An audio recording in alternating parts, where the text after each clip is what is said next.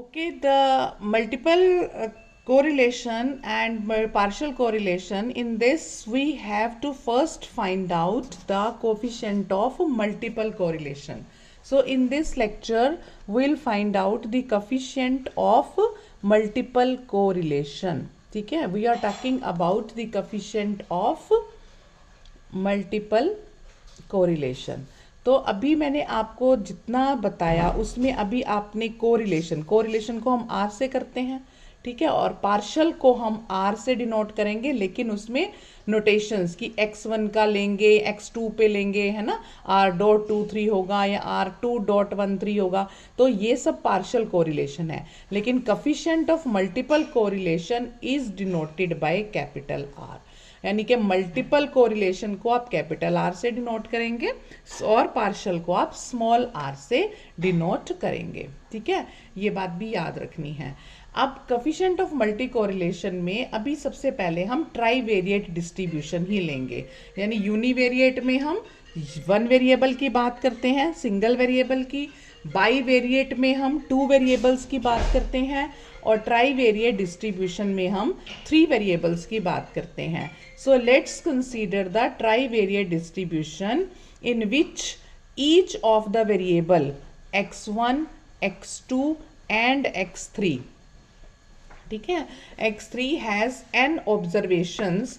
In this we are having the capital N observations. Suppose we are having in this the capital N observations. Okay, so trivariate distribution in which each of the variables x1, x2, x3 has n observations.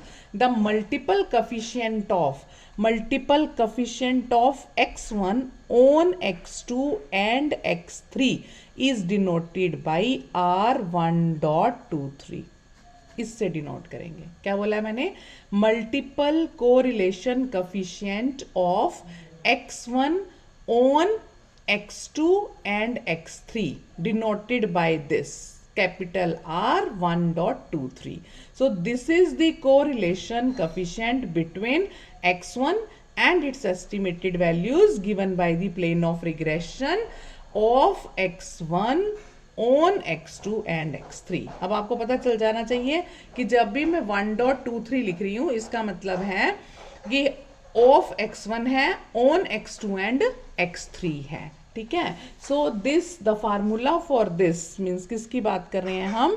Multiple correlation coefficient of x1 on x2 and x3 is given by covariance of, इसका formula क्या होगा? x, E1.23. ठीक है, residual की हम बात कर रहे हैं, divided by square root of variance of x1 into variance of E1.23. ठीक है, राइट. सो ये आपके पास निकलेगा covariance of this x1, E1.23 divide by square root of variance of x1 variance of E1.23. ठीक है, दिस इज 3. सो अब हमें इसकी वैल्यूज फाइंड आउट करनी है. किसकी?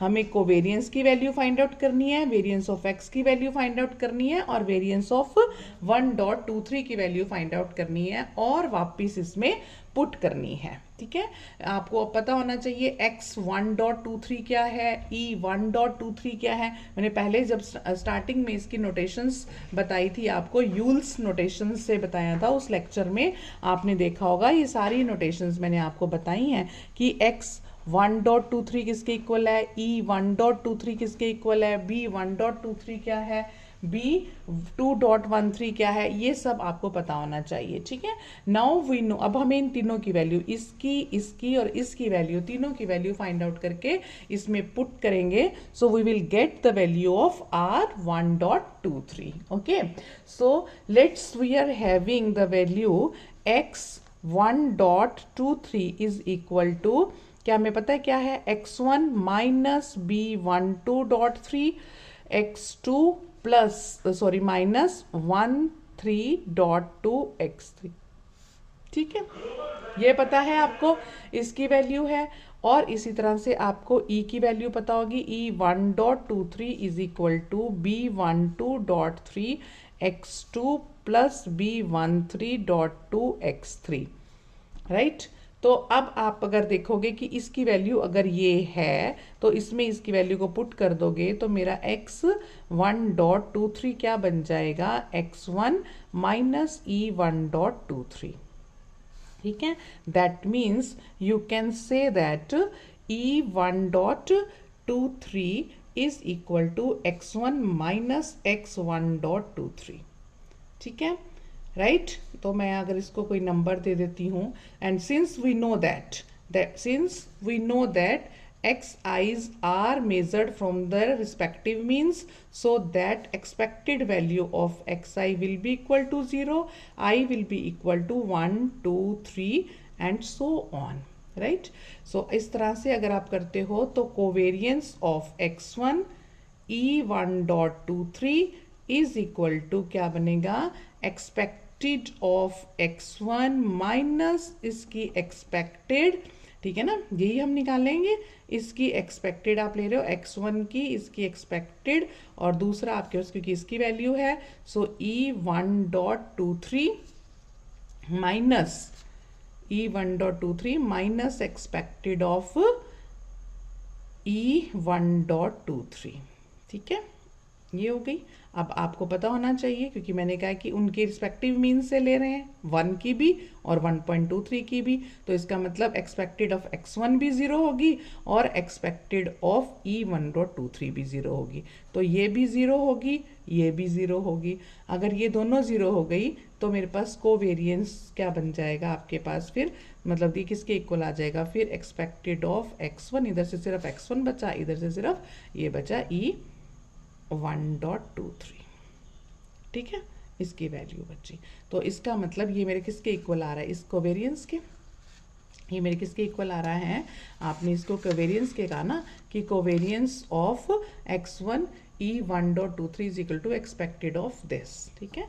तो आप ये कह सकते हो कि covariance of x1 E1.23 is equal to 1/n summation x1, ठीक है, एक्सपेक्टेड का समेशन हो गया ना 1.23, ठीक है। इस E1.23 की वैल्यू, इसकी वैल्यू मैं यहाँ से ले लेती हूँ, यहाँ से 1 से, ये सॉरी ये इसको आप 1 दे दो, यहाँ है ना इसकी वैल्यू, तो इसको अगर आप 1 देते हो E1.23 की वैल्यू यहाँ पुट कर दो, तो यहाँ पुट करोगे तो क्या आती है, x1 माइनस x, ये वाली वैल्यू आ जाएगी, तो इसको आप पुट करो तो आपके पास क्या आ जाएगा 1/n समेशन x1, ये x1 और इसकी वैल्यू पुट करते हो अगर आप तो x1 माइनस x1.23, ठीक है, ये वैल्यू आ जाएगी जो आपने 1 नंबर दिया उससे।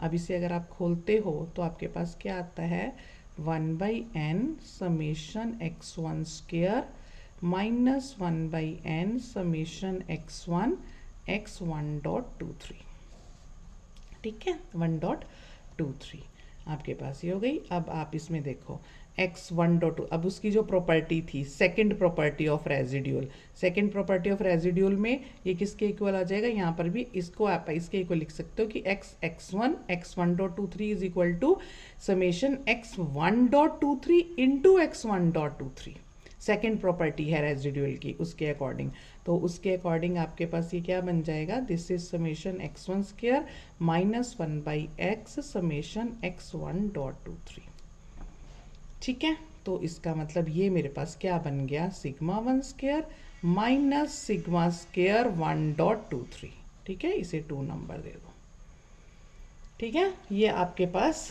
यहाँ से इसके इक्वल आ गया, ठीक है।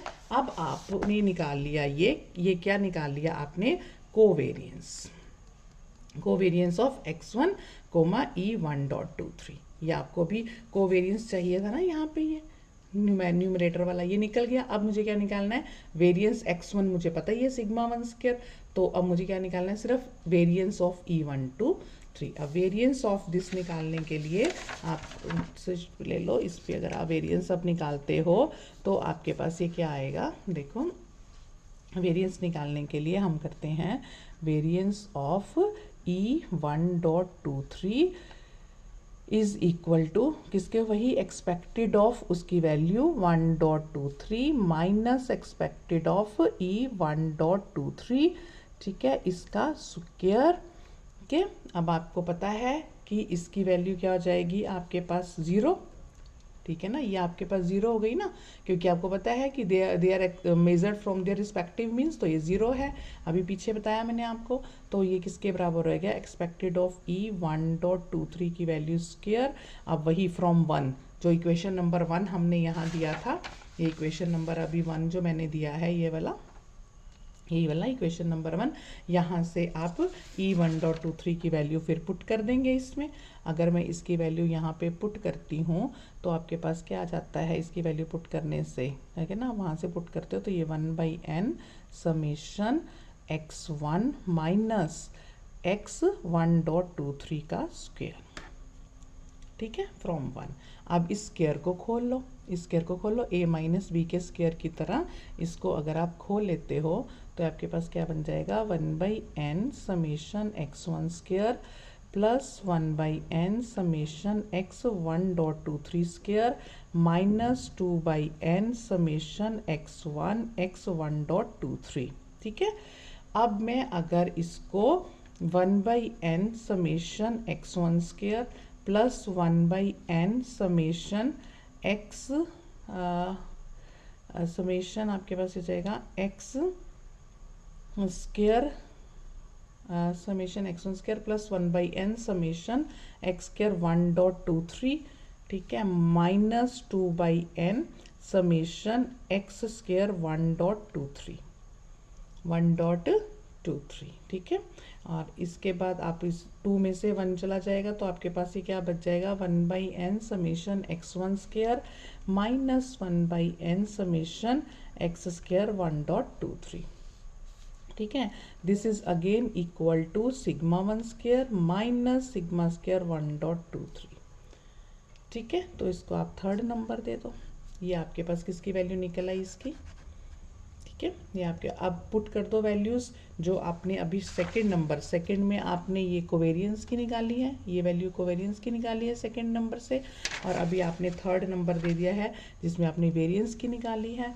तो उसमें अगर आप पुट कर देते हो आपने फार्मूला में, तो आपके पास मतलब आप जो हमने आर का फार्मूला लिया था उसमें आप पुट करते हो तो R 1.23 will be equal to, ठीक है, 2 नंबर से अगर मैं पुट करती हूँ वैल्यू क्या आ जाती है, sigma 1 square minus sigma square 1.23, ठीक है, और वेरियंस ऑफ x1 तो सिग्मा 1 स्क्वायर पता है मुझे, और दूसरा अभी मैंने ये निकाला है वेरियंस ऑफ ई 23 की 12.23 की वैल्यू निकाली है, उसको यहाँ पे पुट करेंगे हम तो sigma 1 square minus sigma square 1.23 ये आ जाएगी, ठीक है। स्केयरिंग बोथ साइड्स आप कर देते हो तो आपके पास क्या वैल्यू आती है, R square 1.23 is equal to, अब इसका भी ऊपर स्क्वायर हो जाएगा, sigma 1 square minus sigma square 1.23 का square divide by square root हट जाएगा, तो sigma 1 square into sigma 1 square sigma square 1.23 आ जाएगा, तो ये एक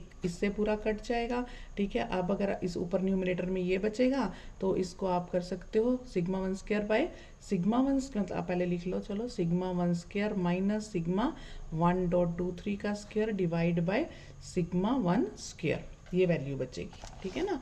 ये वैल्यू जब बच जाएगी तो आप इसको देखो, इससे इसके नीचे आएगा कट जाएगा माइनस दिस, तो आपके पास ये क्या बन जाएगी वैल्यू, मीन्स आर स्क्वायर 1.23 की वैल्यू क्या बन जाएगी, 1 minus sigma square 1.23 divide by sigma 1 square, ठीक है, आपके पास ये वैल्यू है ना। तो आर इसके लिए हमने ये वैल्यू, अब अगर हम 1 को उधर ले जाते हैं तो आप कहोगे 1 minus R square 1.23 is equal to sigma square 1.23 divide by sigma square, right.